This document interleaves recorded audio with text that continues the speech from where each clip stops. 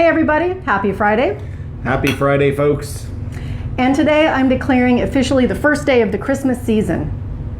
I'm wearing my Christmas shirt and some snowflake earrings. Okay. I just noticed this. Okay. People are, posting like their pumpkin spice lattes and, their Halloween decorations. They're like, oh, it's Halloween time, and just jumping right over all that. Well, I'm a Christmas person, so another thing that happened was I'm a little behind on laundry, and the last socks I had in my drawer were these Christmas socks. Oh, those are cute. So, yeah, I decided to just go with it. All right. Anyway, good. Merry Christmas. Merry Christmas. It's only September. Thank you. Alex is reminding us that it's only September. That's right, it is only September, but it's never too early for Christmas. Nope. I've seen in the summertime, I've seen people who still have their Christmas decorations up. Yeah, Right. we should have just left our decorations up. Maybe this year we will. Did they leave them up late or did they put them up early? If you still have your Christmas decorations up in August, you might as well just leave them. Do you want Yep. to come in here, Alex, and talk about this, or you're good? I just think that I saw people who still have Christmas decorations up. Yes, Yep. yes, some people do. Okay, so another exciting thing that happened this week is I'm now officially a citizen of the United Territories of the Foreign Nation of the People's Republic of Slowjamistan. Or Congratulations. just Slowjamistan. And they sent me this document, which I tried to print out. It looks like our printer is having, it might be out of yellow ink, or what do you think is going printer? I'm not dealing with this now. Okay. Anyway, I can get an actual official signed copy, but this one was just, they sent me a PDF. Anyway, Slowjamistan is an 11-acre micronation out in Imperial County, and I am number citizen 425. I hear it's quite lovely this time of year. Actually, I hear it's flooding right now, but maybe next week we'll go out and have a look. What, can I come along too? I'm not. I don't know. You don't have a citizenship, so Yeah, well, I'm not sure if I can bring you along or not. We might have to get you like a tourist visa or something. I'm still working on my visa application. So I have more good news, and you're going to like this. Awesome. Cobra Kai Season 5 is officially on Netflix now. Oh, nice. Yeah. So they're saying that as Terry leads Cobra Kai into a new regime, Daniel, Johnny, and an old ally join forces in a battle that goes way beyond the mat. Wow. Yeah, so we can look forward to that. An old ally. Who could that be? Mr. Miyagi's coming back to life? Maybe. I don't know. These days, with advances in medical technology. Maybe it's that one Japanese guy that was his enemy in that one. Maybe it's that guy, because he went back to Japan and saw him. And That could be. That makes sense. Okay, so that's happening. We should probably, here, I'm going to put my document over there. We should probably talk about the real estate market just a little bit. Check out our YouTube videos for a full report, but we've got the stats from the San Diego Association of Realtors. So this is month to month, July to August, what happened. New listings went down 16%. So for folks that are hoping, a bunch of new inventory is going to come on and drive prices down, that's not happening.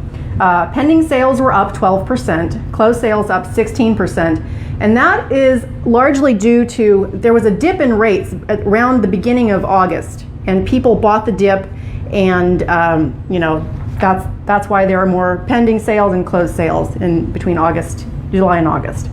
Okay, so median sales price has taken a little dip, down 4.2% to $800,000 is the median price for a home in San Diego County. however, still 7.5% over where it was last August. Right, we're still up year over year, so we're still looking good on your investment there. Homes for sale down 10.7%, and that's new listings and stuff that's been hanging around. Yes. Excuse me. Yes. So, people are out there, buyers want to buy stuff, but they're kind of taking their time waiting to see what happens with interest rates. And, they're buying stuff, but they're not paying quite as much as they were for it before. Sellers are, not rushing to put their house on the market at this point, so we're kind of in a bit of a standoff. Right. Well, thanks for the update. Oh, do you want to say anything? No, I mean, what am I? That was perfect. It was good. Yeah, that was a perfect response. I don't know what to say. That's a line from old school. Yes, but indeed. Anyway, so the Fed meeting is happening on February. Are you all right? We were caught together. Oh, okay. So we're talking about interest rates. Yes. The Fed meeting is happening on September 20th and 21st, and we're going to find out what they're going to do with rates. Yeah, which, interest rates are really kind of driving the market right now. So we would like to see, not a bunch more rising rates. So they're going to look at hiking rates again, and they're going to look at, how inflation is trending, what the jobs market is doing, and the overall economy. And the market is expecting around a 0.5 point to 3/4 point increase. So we'll see what happens there. I know. That's not. I mean, all right. I'm just not going to say anything about it. But the Consumer Price Index report is coming out next week on the 13th. So they're going to use that to look at inflation. And, I didn't used to worry nearly as much about the CPI report as I do now, because we've got the rising rates thing going on. And I was looking into this, what is in the CPI report? How are the CPI numbers calculated? And I found something that made me, I'm going to try not to go on too angry of a rant, but I might go on a little bit of an angry rant. So shelter is included in the CPI, and it's about 1/3 of it. So they don't count changes in home values, only rents or owner's equivalent rents. So they basically call up a bunch of people, the Bureau of Labor Statistics, and they ask them how much rent they're paying for their house. Or if you're a homeowner, they're asking you how much would your house rent for? How much would you pay if you were renting your house? And that number, if I understand this correctly, is about 25% of the CPI report. How much homeowners are saying that they could rent their house for. And to me, that's like, Well, I mean, if somebody called you today and said, "Hi, I'm from the Bureau of Labor Statistics. See, you're a homeowner in San Diego. What do you suppose it would cost you to rent your house if you had to rent your house?" And then you're supposed to answer. That's what they do. And that's what they do. And this is a huge chunk of the CPI that that the Fed is using to determine whether or not to raise rates. This is what they're using to steer the economy. Yeah, I mean, come on. So I don't know. I was a little bit irritated. Well, that is irritating to find out. I mean, you're going on an angry rant. You don't really want me to get started on my rant about the Federal Reserve and how it's all a giant global Ponzi scheme. I'll stay away from that. Just keep it short. No, I'm not. You can't keep it short. It's a giant global Ponzi scheme. Okay. Oh, that's short. Okay. In a nutshell. All right. Should we move on from? Please. From talking about the economy. Yes. Okay, so last week we talked about how Snapdragon Stadium was about to open. Yes, we did. Well, that happened on Saturday. Yes, and this it is did. the new stadium in Mission Valley on the site of the old Jack Murphy or the Q or whatever you want to call it. I hear it was hot. Yeah, it was hot. So not only did San Diego lose to Arizona, but it was almost 100 degrees there, and 200 people received medical aid during the game. To which all the Arizonans are going, Well, and 20 people went to the hospital. Yeesh. So it's a 35,000 seat stadium, and all the seats are in direct sun. There's like no shade. Ugh. And I saw videos of people, hanging out in places they weren't supposed to, trying to get shade. And anyway, it sounds like it didn't go especially well. Yeah, well, Snapdragon Stadium. Hopefully the next next game goes. Shade? There's no shade. No, they don't even have like shade sails or anything. Wow. Yeah, so that went poorly. They need one of those sunsetter retractable awnings. Yeah, they used to have like infomercials for those, or yeah, they could get like a giant one, or several smaller ones. Okay, or those shade sales that they have at Costco. Those go on sale sometimes. Just get like 10,000 of those. There you go. No problem. Okay, so in other news, the California Coastal Commission has approved new zoning rules for Oceanside tattoo parlors. Nice. So previously, you could not have a tattoo parlor in operation within 500 feet of a residential neighborhood. Okay. And now you can, if there is a freeway between the tattoo parlor and the neighborhood. Oh. Yeah. All right. So apparently the city council can change zoning in inland parts of the city, but they need approval from the California Coastal Commission to change stuff in the coastal zone. Want to see my tattoo? Oh, just you don't kidding. have a tattoo, but now you could go get one on the coast in Oceanside if you wanted to. Yep. John is turning 16 soon, and I thought you guys should go get tattoos together. Can you? You have to be 18 or older to get a tattoo. Oh, Alex says you have to be 18 to Unless get a you have tattoo. your parents' permission, right? I don't know. I don't know what the rules are. I was just going to say I don't know. We're kidding, Alex. We're not going to get John a tattoo. All right. And I don't, I mean, a lot of people have tattoos. I just never got one. And at this point, I'm nearly 52 years old, and I feel like if I got one now, you know, the ink is going to look new. So I'm just going to look dumb. I'm going to look like some middle-aged guy who's going through a midlife crisis who got a tattoo. It's going to be, 25 years before the thing is faded and looks cool. So if you were going to get a tattoo, you should have already done it. I should have already done it, and the tattoos are on my soul. I mean, yeah, I know what you mean. So. Oh, Art, you should get a tramp stamp of a house. That's okay. That's Art. So many things come to mind when you say that I want to say, but this is a family show. Yeah, Art, this is a family show. You need to keep it clean around here. He's keeping it clean. My response to that in terms of what that would mean, and I'm not going. Anyway, we'll talk about it later. I'll talk to you about it later, That's Art. right. Don't go there, he said. Exactly.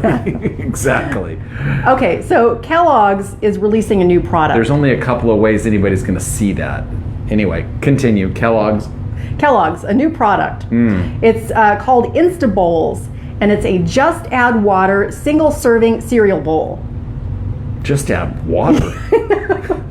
Okay. So it's like a plastic bowl. It's like the single serving cereal bowls they have now, except instead of adding milk, you just pour in water and stir, and there's like powdered milk in there. Oh, I see. So they put cereal and powdered milk together. You add water, then you have a bowl of cereal with milk. Yeah. Okay. So I'd rather just eat a handful of Special K or something. Well, they're making it in 4 flavors: Frosted Flakes, Fruit Loops, Apple Jacks, and Raisin Bran Crunch. What'll they think of next? And it's going to be $1.98 a bowl, which to me is not very cost effective because I'm not really a cereal person, but I buy Trader Joe's cornflakes for some other folks in the house who like $2.99 a box. Yeah, it's like $3 for a whole box of cornflakes, and it's $1.98 for this one bowl of single serve Fruit Loops. Well, and I'll bet it's a really small bowl too. Excuse me, folks. Didn't mean to If yawn. we look tired, it's because we are. It was back to school week this week, and we had to get used to getting up at 6:20 in the morning. Also, it's been hot as what for the past 8 or 9 hot as the Dickens. Yeah, hot as the Dickens for the past 8 or 9 days, and now today we had nothing but rain. And I drove from here to Claremont and back this morning, and then I drove from here to far end of La Mesa and back, and then I drove to get the kids again from school. The students are the we don't have kids anymore. No, we don't have teens, have kids. Students, progeny, offspring. I'm sorry. I went to drive our young students back from school. So I mean, you got 40 miles, 80 miles, plus another 50. So yeah, I've driven 100 and however many. I don't know. It was a lot. You drove a lot. And I mean, that's not so bad. But when it's raining around here, oh my gosh! I mean, people you folks need to learn how to drive in the rain. You need to go live in northwestern California for. Art, do you have a fact checker in the back? Yes, we do. Yes, you noticed a fact checker in the background with very sharp ears. Yeah, hearing absolutely everything.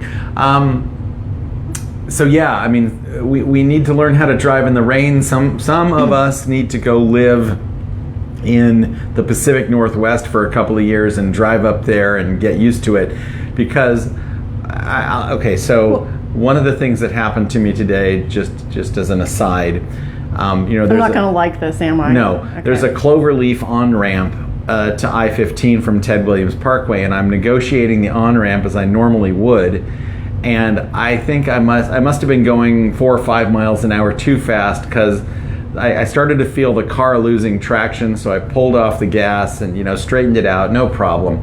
But I mean, the thing is, when the roads are wet, you can lose. Please obey all posted speed limits. You can lose traction like that, and even posted speed limits are too fast when there's a bunch of cars on the freeway and the water's kicking up, and it's the first rain of for the last. Streets are all oily. Yes, it's very slippery out there. So then there's people in the slow lane driving 25 miles an hour, and then there's people over in the fast lane that are doing 85. And I guarantee you try to hit the brakes at 85 miles an hour on Interstate 15 in the rain, you're not going to stop very soon. You're going to have a bad time. The first time, you're going to stop when you hit something. That's the bottom line. Anyway. Well, yes. I grew up in Humboldt County, and you lived there for, 12 years, 11, 12 years. We used to have aqua tread tires on our car. Yes, we did. Those were cool with the aqua channel in the middle. Yeah, you don't really need those around here too much. No.